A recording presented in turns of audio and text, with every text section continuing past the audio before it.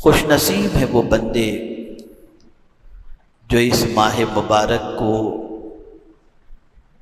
عبادت و ریاضت میں گزارتے ہیں اور اس ماہ مبارک کا احترام کرتے ہیں۔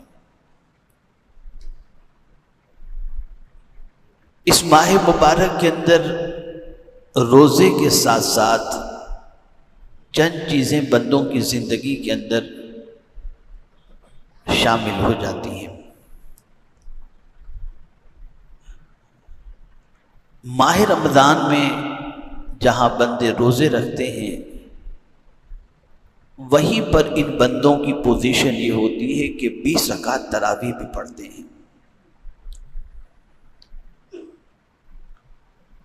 جو اتنی دیر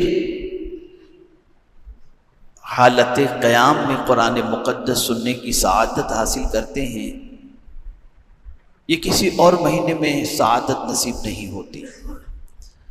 جو پورا قرآن نہیں ختم کر پاتے یا پڑھنا نہیں جانتے، یہ ماہ مبارک انہیں بھی پورا قرآن سننے کی سعادت عطا کر دیتا ہے۔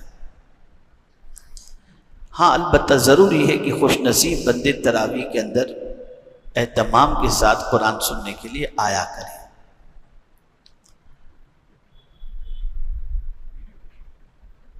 اسی کے ساتھ ساتھ تراویح میں قرآن سننے کے علاوہ اس ماہ مبارک میں بندہ خود فجر کے بعد، ظہر کے بعد اور جب جب اسے وقت ملتا ہے وہ قرآن کی تلاوت کرتا ہوا دکھائی دیتا ہے، جیسا کہ آپ مسجد میں بھی دیکھ سکتے ہیں کہ الحمدللہ ایک بڑی تعداد لوگوں کی ہوتی ہے نماز کے بعد اللہ کی کتاب کو کھول کر پڑھنے والی، اور یہ وہ لوگ ہوتے ہیں جن میں سے اکثر کبھی رمضان المبارک کے بعد قرآن کھولتے ہیں، کبھی نہیں کھولتے، لیکن ماہ رمضان آیا ایک ٹارگٹ لے کر بیٹھتے ہیں، 2 ختم، 1 ختم، 3 ختم، یہ ٹارگٹ لے کر کے بیٹھتے ہیں، بلکہ بچوں کو بھی قرآن مقدس کی طرف مائل کرتے ہوئے دکھائی دیتے ہیں۔ تو یہ ماہ مبارک کی برکت ہے۔ اور تیسری چیز جو اس ماہ مبارک کے آتے ہی ہر ایک کے دل میں پیدا ہوتی ہے اور یہ جذبہ پیدا ہوتا ہے، وہ ہے اللہ کی راہ میں لوٹانا، خرچ کرنا۔ غریب بھی چاہتا ہے کہ کچھ خرچ کرے، امیر بھی چاہتا ہے کچھ خرچ کرے، اور بہت سارے ایسے ہوتے ہیں جن کے دل عام دنوں کے اندر سکڑے ہوئے ہوتے ہیں، ان کے دل بھی ماہ رمضان میں تھوڑے سے کشادہ ہو جاتے ہیں اور کچھ نہ کچھ اپنی بساط پر ماہ رمضان المبارک میں خیرات و صدقات و زکوٰۃ کا اہتمام کرتے ہیں۔ اور کچھ اتنے سخت دل ہوتے ہیں کہ خرچ کرنا تو کجا، وہ دوسروں کا بھی کھا جاتے ہیں، ایسے بھی سخت دل ہوتے ہیں۔ آج میں آپ کے سامنے یہ بتانا چاہوں گا کہ رسول اعظم صلی اللہ تعالی علیہ وسلم جن کی سخاوت کا دریا عام مہینوں اور دنوں کے مقابلے میں ماہ رمضان میں بہت زیادہ ہوتا ہے، تیز ہواؤں سے زیادہ بھی حضور ماہ رمضان المبارک میں سخاوت فرمایا کرتے تھے، تو کیا اللہ کے نام پر خرچ کرنے سے کم ہو جائے گا؟ اور کیا اللہ کے نام پر خرچ کرنے سے اللہ رب العزت جل جلالہ مزید عطا فرمائے گا؟ میں بس اسی کو تھوڑا سا سمجھا دوں تاکہ سب پیکیج پر تو آپ عمل کرتے ہیں لیکن اللہ عز و جل کے فرمان پر یقین کامل کے ساتھ عمل کریں، نتیجہ وہی برآمد ہوگا جو اللہ اور اس کے رسول جل جلالہ و صلی اللہ علیہ وسلم نے فرمایا۔ جو فیئر ہمارے دل میں ہے، ڈر ڈر ڈر ڈر ڈر، پتہ نہیں یہ خوف ہم سب کے دل میں جو موجود ہے، تو حالات تو بد سے بدتر اللہ والوں کے زمانے کے اندر بھی آئے لیکن ان کے اندر ڈر نہیں تھا، تو کیوں نہیں ڈرتے تھے وہ، اور ہم کیوں خوفزدہ ہیں؟ تو قرآن نے منشن کیا الذین ينفقون اموالهم باللیل والنہار سرا وعلانیہ فلہم اجرہم عند ربہم ولا خوف علیہم ولا هم یحزنون۔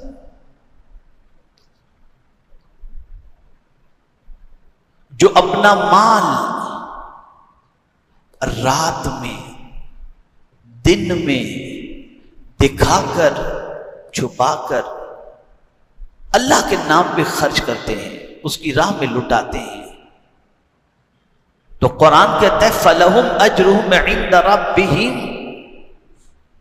ان کے لیے ان کے رب کے پاس اجر ہے، بدلہ ہے، وَلَا خَوْفٌ عَلَيْهِمْ وَلَا هُمْ يَحْزَنُونَ، نہ ان کو کوئی خوف نہ ان کو کوئی غم۔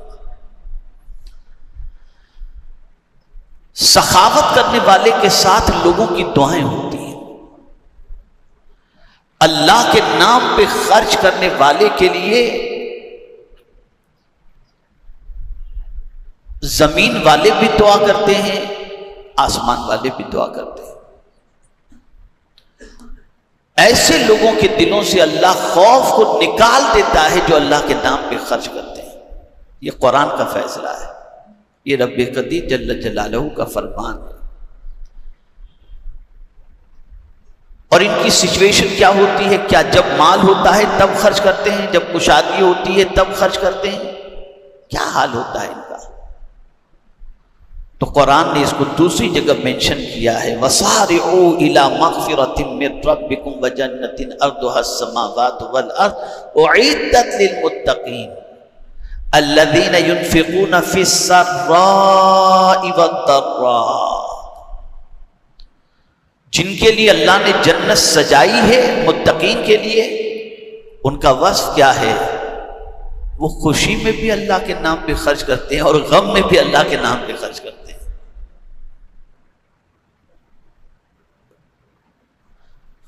ان کو خرچ کرنا ہی ہے کسی صورت میں، اللہ کے نام پر لٹانا ہی ہے کسی صورت میں،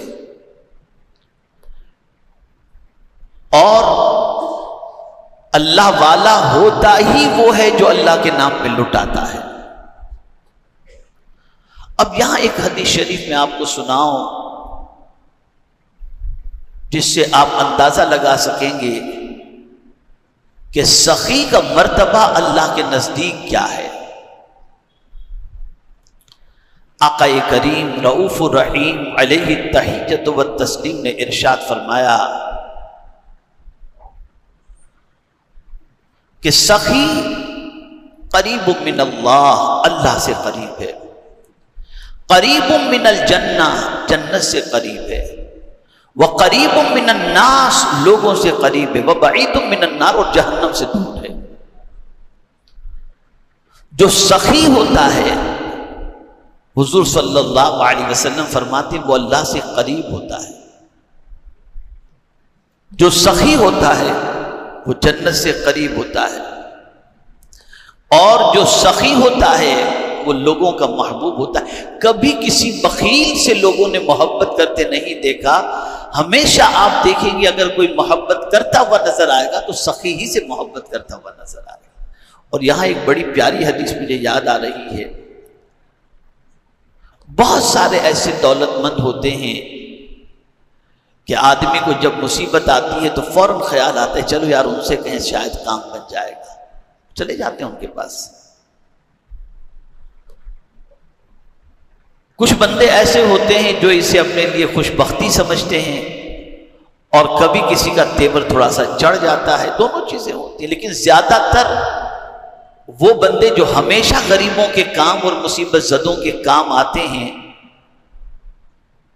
تو مصیبت میں اگر ان کے پاس کوئی آ جائے تو ان کو ٹینشن نہیں ہوتا۔ اب ایسے لوگ، ایسے سخی، ایسے مدد کنندہ جب کسی کو مصیبت میں یاد آ جاتے ہیں، اور آپ بھی دیکھتے ہوں گے اور ہم بھی دیکھتے ہیں کہ ہم کو دینی ادارے چلانے ہوتے ہیں، کچھ تعمیری کام کرنا ہوتا ہے، تو کچھ ایسے اللہ کے بندے ہیں جو یاد آ جاتے ہیں اور بڑھ چڑھ کر کے وہ حصہ لینے کی کوشش بھی کرتے ہیں۔ تو جانتے ہیں ان کے بارے میں حضور صلی اللہ علیہ وسلم نے کیا فرمایا؟ جو مصیبت کے وقت انسان کام آتا ہے یا یاد آتا ہے، سرکار صلی اللہ علیہ وسلم نے ارشاد فرمایا ان امن پانے والے جنتیوں کو اگر کسی نے دیکھنا ہے تو دیکھ لو جو مصیبت کے وقت کسی کو یاد آتے ہیں، یعنی جو مصیبت میں کسی کو یاد آتے ہوں وہ امن یافتہ ہیں، وہ جنتی ہیں، حضور صلی اللہ علیہ وسلم نے فرمایا۔ یہ آقا کریم صلی اللہ علیہ وسلم کا ارشاد ہے۔ یہ آدمی کی الٹی سوچ ہے کہ راہ خدا میں دینے سے کم ہوگا۔ حضور صلی اللہ علیہ وسلم کا فرمان کیا ہے جانتے ہیں؟ انفقی ولا تحصی، بے حساب تم دو، اللہ تم کو بے حساب عطا کرے گا۔ یہ حدیث شریف ہے حضور صلی اللہ علیہ وسلم کی، اور بتاؤں گا تو حیرت ہوگی، یہ بخاری اور مسلم کی حدیث ہے۔ حضور صلی اللہ علیہ وسلم فرماتے ہیں انفقی ولا تحصی، بے حساب دو، بے حساب اللہ تمہیں عطا فرمائے گا۔ اور میں نے کبھی دینے والے کو دکھی نہیں دیکھا، دینے والے کو دیا ہی جاتا ہے۔ پھر میں آپ کو ایک حدیث شریف کی روشنی میں سمجھاؤں، حقیقی دینے والا کون ہے؟ اللہ ہے۔ آپ کو بھی وہی دیتا ہے، مجھے بھی وہی دیتا ہے۔ ایک بہت غلط کانسیپٹ انسان کے ذہن کے اندر ہے، جسے آج میں کریکٹ کرنا چاہتا ہوں اور اس کو سمجھانا چاہتا ہوں۔ آپ کے پاس کوئی آ گیا ضرورت مند، آپ نے اس کی ضرورت پوری کر دی۔ اب اگر آپ یہ سوچیں کہ میں نے اس کی ضرورت پوری کی، بس یہی ٹھوکر آپ نے کھا لی۔ نہیں، آپ نے ضرورت پوری نہیں کی، ضرورت اللہ نے پوری کی ہے۔ اللہ نے ضرورت پوری کی، اس نے یہ چاہا میرے رب نے کہ میرے اس بندے کو میں تھوڑا سا ثواب دے دوں، یہ اس کی ضرورت پوری کر دے، ثواب اس کو مل جائے گا۔ ضرورت پوری کرنے والی ذات تو خدا کی ہے، یہ خدا کی ہے۔ اور خود حضور صلی اللہ علیہ وسلم نے فرمایا انما انا قاسم واللہ یعطی، دینے والی ذات اللہ ہی کی ہے اور میں ہی بانٹنے والا ہوں۔ حضور تقسیم کرنے والے ہیں اور دینے والی ذات خدا کی ہے۔ تو کبھی کسی کو دے کر یہ نہ سمجھنا کہ تم دے رہے ہو، یہی سمجھو کہ اللہ دلوا رہا ہے۔ ورنہ ایک چھوٹی سی بات ذہن میں بٹھانے کے لائق ہے، دنیا میں بہت سارے پریشان حال، کیا سب کو تم ہی دیتے ہو؟